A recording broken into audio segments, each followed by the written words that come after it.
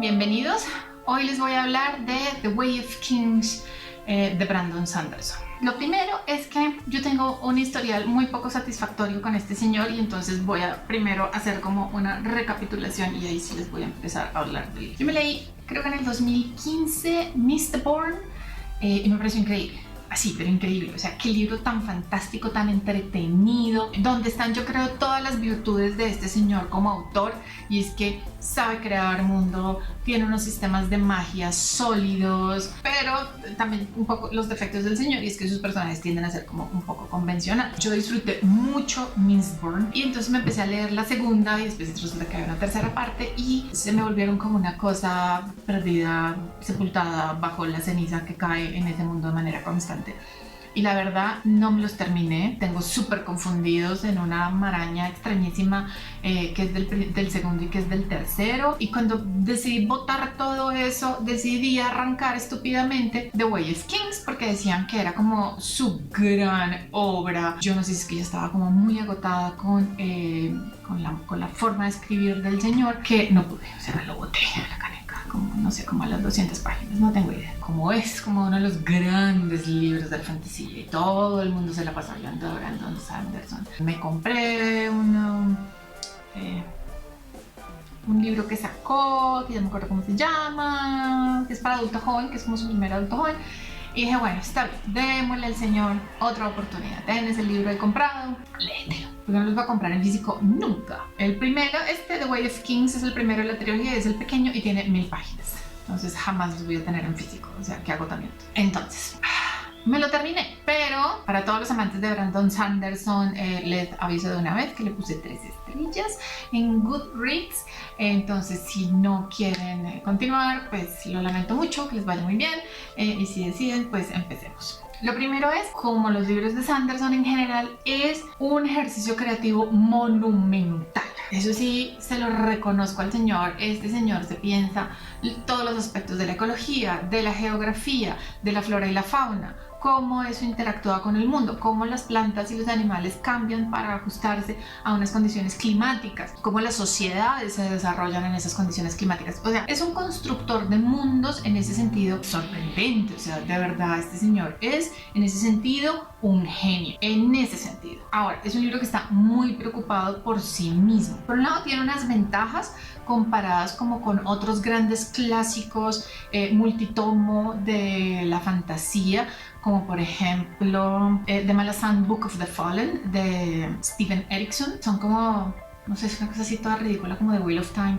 como 10, 15, 20 novelas, 50 protagonistas. Bueno, aquí eso menos mal no pasa. El número de protagonistas está más controlado, pero a pesar de que el número de personajes está más controlado, esto es, son las historias de cada uno, que se habría podido contar cada uno en su propia novela y han sido probablemente novelas más interesantes. Entonces esto, mientras uno va cortando de un lado a otro, pues se vuelven como escenas muy aisladas que uno solo va a sentir que se unen hasta el último 70% del libro. Entonces, ¿qué es lo que pasa? El primer 70% del libro es tensión dramática. No pasa nada. Es de verdad increíblemente aburridor. ¿Por qué? Porque ninguno de los personajes hace nada porque está paralizado por la culpa de sobreviviente, por los errores cometidos a lo largo de una vida, por la mentira y el crimen que se van a cometer. Entonces los personajes no hacen nada porque todo el tiempo se están echando para atrás por sus culpas, por sus cargas, por lo que los ha llevado a ser lo que son en ese momento de la vida.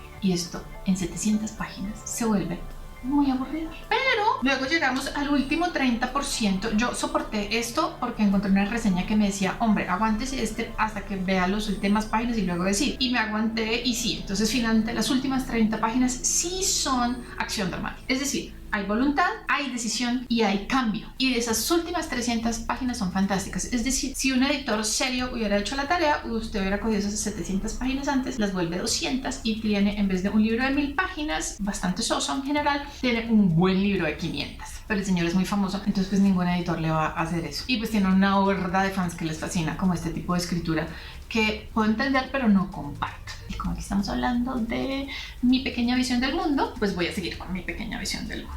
Entonces, tenemos tres grandes protagonistas. Kaladin, que es como el gran favorito de todo el mundo, y puedo entenderlo. ¿Por qué? Pues porque es el héroe convencional de la fantasía. Es el muchacho valiente que quiere defender a la gente que ama y es súper honorable, y entonces gracias a la magia se va a volver como el mega campeón que no se ha visto en siglos y va a salvar el día. Héroe de fantasía clásico convencional. Luego está otro personaje que también es un soldado, pero ya es un hombre mayor, tiene hijos de la edad del otro, que es el hermano del difunto rey, tío del actual rey. Obviamente es un señor que a lo largo de la vida pues ha hecho un montón de cosas de las que ya en sus años mayores pues empieza como a arrepentirse un poco, y además cree que se está volviendo loco porque está como teniendo unas visiones rarísimas que tienen que ver con un fenómeno de este mundo, que son como unas tormentas que llegan. Y entonces cada vez que hay una tormenta el señor tiene unas visiones, y entonces no sabe si se está volviendo loco, si es una especie de profeta. Además siente una atracción por la viuda de su hermano. Es un personaje un poco más atractivo, por lo menos más complejo, ¿sí? Que Kaladin. Y luego está el tercer personaje principal, que tiene menos protagonismo que los dos masculinos, que es Shala. Shala es nobleza de provincia, o sea, nadie, y además es como una mujer, que, o sea, menos, pero tiene unas cosas muy interesantes, y es que es una persona que quiere aprender. Y como su familia no tenía cómo, la mayoría de su formación ha sido autodidacta, y además la familia se mete con unos problemas, y entonces como la única manera de solucionarlos es ir a robar a alguien, pero para sentirse como sin cargo de conciencia, entonces van a robar a la hermana del rey, que es una hereje, y entonces es como que les da como menos culpa ir a robar a ese señor. Entonces, ¿qué tenemos? Tenemos un trío sobre todo los dos soldados son como un par de discapacitados emocionales que están tan traumatizados con lo que han hecho antes y con lo que probablemente van a hacer en el presente. Sobre todo en el caso de Kaladin es más sensible, es menos visible con Dalinar, pero en el caso de Kaladin es como... Entonces un día amanece muy deprimido y llevado por la culpa por lo que le pasó a su hermanito, que no pudo salvar en el campo de batalla, y entonces es como una persona en grave estado de depresión, con culpa de sobreviviente, que no sirve para nada. Y en el siguiente capítulo decide como no, ahora sí, los voy a salvar a todos, y esta vez no va a cometer los mismos errores. Y en el siguiente capítulo vuelve y está deprimido. Y en el siguiente los va a salvar a todos otra vez. Entonces uno ve a kilómetros de distancia que se va a hacer con la magia y se va a volver el gran soldado. O sea, es que de verdad es muy... O sea, es la línea más convencional, ¿sí? Es la que mejor acción tiene, pero es tan convencional que yo en algún momento ya... Sobre todo con las escenas de Kaladin, yo empecé a leer así como en diagonal. Sí, aquí está deprimido. Y cambiaba. Porque de verdad es muy muy. Hay otro personaje. Hay un montón de personajes en unos interludios que le van contando una información del mundo, entonces uno va atando cabos, y por eso es que uno ve todo venir desde tan lejos. Pero hay otro personaje que también es muy interesante, y es un asesino, que es una pieza de ajedrez. Esencialmente es una pieza que la gente que pueda manejarla, la maneja, y entonces empieza a ser manejado, y entonces uno lo que siente es como este personaje que lo único que quiere es morir, pero pues no puede quitarse su propia vida, entonces está condenado a hacer esta herramienta por los otros. Ese también es un personaje muy interesante, y como ven, el menos interesante tiene más tiempo, y entre más interesante, menos tiempo va teniendo en pantalla. Pero bueno, eso no quiere decir que todo el libro es malo, no, de verdad tiene cosas muy increíbles. Si no tuviera cosas muy increíbles, yo creo que no hubiera soportado las 1000 páginas. Tiene un sistema de magia muy parecido al de Mistborn, si ya se leyeron esa novela. Es decir, hay un componente y eso causa efectos. Entonces en Mistborn es ingerir metales, y esos metales hacen que uno tenga un poder. Aquí es como esta luz que se almacena en unas piedras después de las tormentas, entonces se absorbe esa energía y se tienen poderes. Como muy el mismo sistema de magia. Pero esencialmente es como una historia como de superhéroes, es como de gente que tiene como una serie de poderes de algún tipo, y entonces van descubriendo sus poderes, y a medida que descubren sus poderes pues afectan su vida y su entorno, y pues finalmente el mundo probablemente. Quedan 2 tomos y cada vez más grandes. Sanderson es virtuoso en muchas cosas. Creo que esos momentos son muy claros, y es como en la intimidad de los personajes. Por ejemplo, todo lo que tiene que ver con Kaladin y su hermanito, eso es de una sensibilidad preciosa, ¿sí? De verdad hay una cosa ahí de la construcción del amor filial que es bellísima.